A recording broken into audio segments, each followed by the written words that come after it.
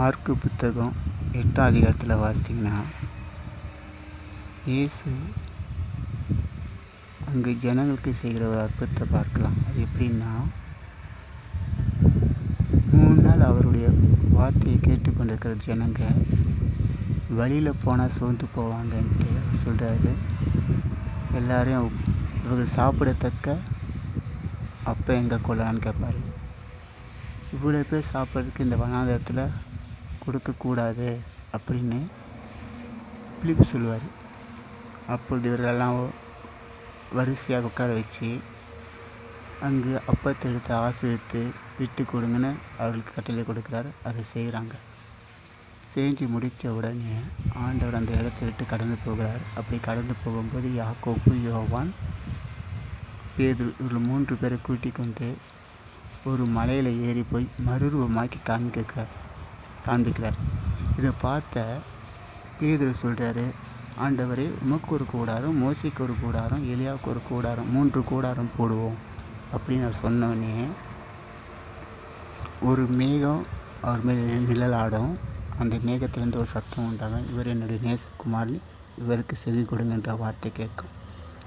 இதுதான் அங்கே நடந்த சம்பவம். அது முடித்த பிறகு அவர் மலையை விட்டு கீழே இறங்கி வருகிறார்.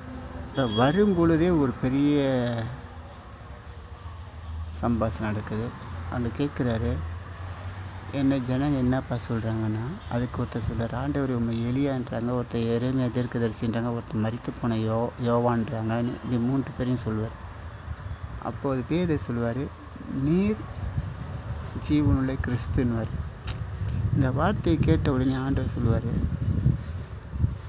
யோனான் குமாரன் சீமோனே, நீ பாக்கியவான், மாம்சம ரத்தம் இது உனக்கு வெளிப்படுத்தலை, பிதாவானவர் இது உனக்கு வெளிப்படுத்தினார் சொல்லிட்ட பிறகு அடுத்து கொஞ்ச நேரத்துக்கு பிறகு பார்த்தீங்கன்னா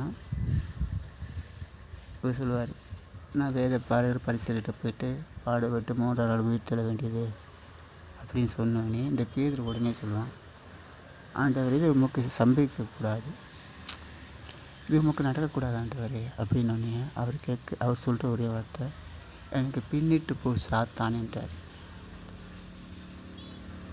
அப்பொழுது இந்த வார்த்தையில் 2 வகையான காரியங்களை ஆண்டவர் வெளிப்படுத்துறாரு.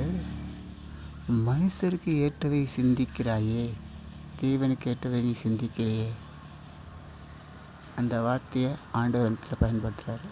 அப்பொழுது பாருங்கள், மனுஷனுடைய இதயத்திலிருந்து மனுஷனுக்கு ஏற்ற சிந்தனையை கொண்டு வர மனுஷனால் முடியும்ன்றதை ஆண்டவர் வெளிப்படுத்தி காண்பிக்கிறார். தேவனுக்கு ஏற்ற சிந்தனை